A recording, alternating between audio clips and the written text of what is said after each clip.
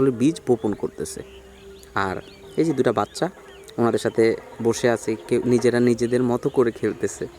বিকালের সময়টা এখন প্রায় 5টা বাজে। বিকালের সময় গ্রামের পরিবেশটা আসলেই জাদুঘরী একটা পরিবেশ থাকে।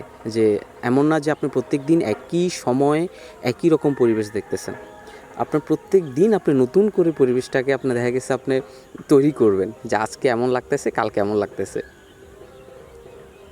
মাঝে মধ্যে মনে হয় এই বাচ্চাদের মতো যদি করে গ্রাম বাংলার মধ্যে হারায় যেতে পারতাম, মাটি নিয়ে আর পাখির কিচিরমিচির শব্দের মধ্যে খেলাধুলা করতাম।